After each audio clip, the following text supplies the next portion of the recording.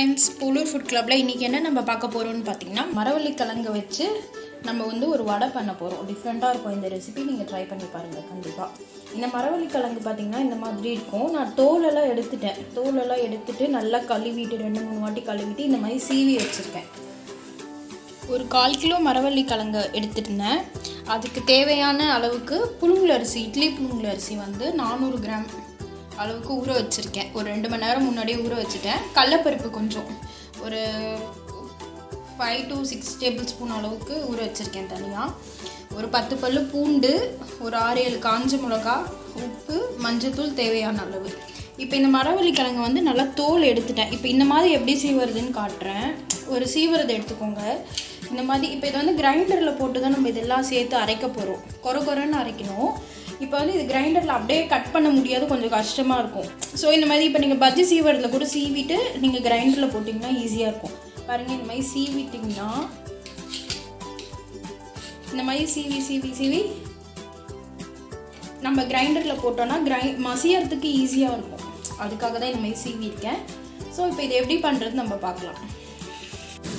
இப்போ கிழங்க ஃபஸ்ட்டு போட்டுட்டேன்.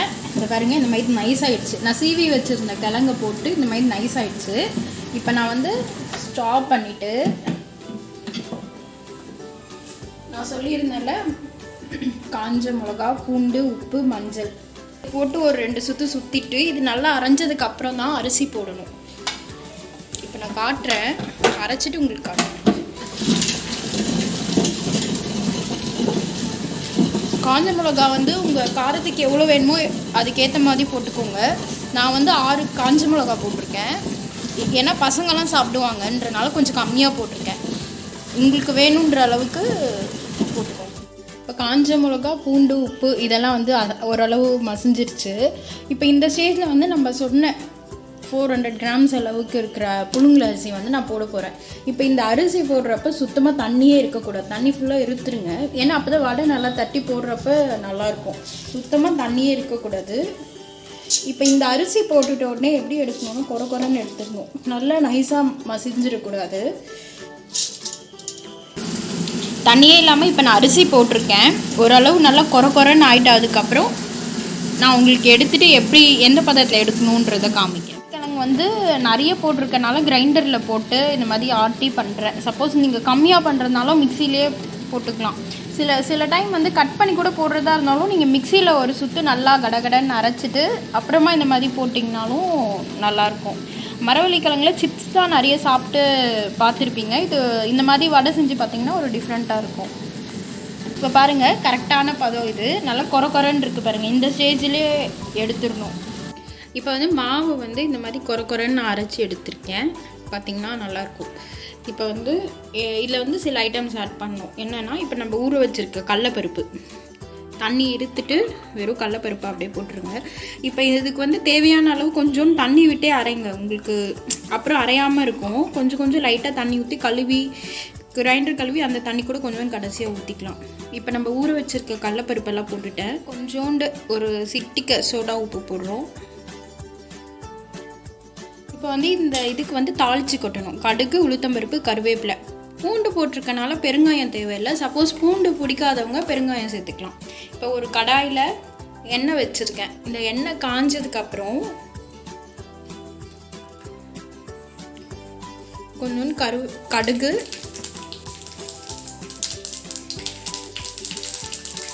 உளுந்தம்பருப்பு, கருவேப்பிலை,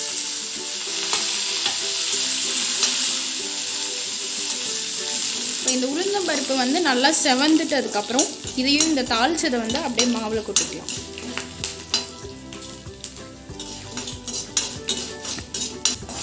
இப்போ இது ஃப்ளேவர் நல்லா இதுவாகிடுச்சு. இப்போ இதை அப்படியே எடுத்து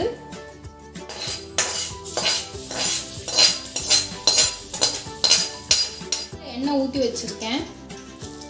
சப்போஸ் உங்களுக்கு உப்பு காரம் கம்மியாக இருந்தால் வெறும் மிளகாத்தூள் இருக்குல்ல, அந்த பொடியும் கொஞ்சம் உப்பும் கூட சேர்த்துக்கலாம். இப்போ மாவு ரெடி ஆகிடுச்சு. கொஞ்சமாக மாவு எடுத்துட்டு இப்போ இந்த ஈர துணியில் வச்சு நம்ம வடைக்கு எப்படி தட்டுறோமோ அதே மாதிரி ரொம்ப மெலிசாக தட்டக்கூடாது, கொஞ்சம் தப்பமாக இருக்கணும். இப்போ உடனே அடுத்த வடை போடக்கூடாது. இந்த வடை கொஞ்சம் நல்லா உப்பி வரும். அதுக்கப்புறம் தான் அடுத்த வடை போடணும்.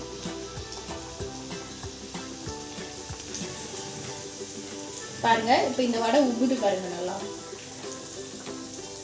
சிம்மில் வச்சுக்கோங்க. ஒரு 4-5 போட்டு அப்புறம் கடைசியாக பெருசில் வச்சுக்கோங்க. இப்போ இன்னொரு வடை போடுறேன். இது உப்புனோடனே இது போட்டேன். அதே மாதிரி ஒவ்வொரு வடையும் உப்புறப்ப தான் போடணும்.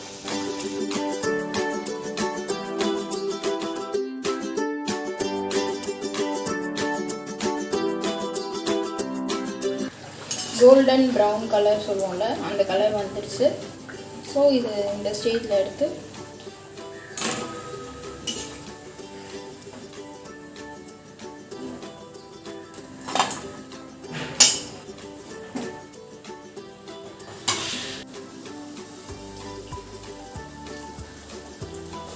சுவையான மரவள்ளிக்கிழங்கு வடை ரெடி. இதை நீங்கள் எப்படி இருக்குன்னு ட்ரை பண்ணிவிட்டு எங்களுக்கு கமெண்ட் பண்ணுங்கள். போலூர் ஃபுட் கிளப்பை லைக் பண்ணுங்கள், ஷேர் பண்ணுங்கள். தேங்க்யூ.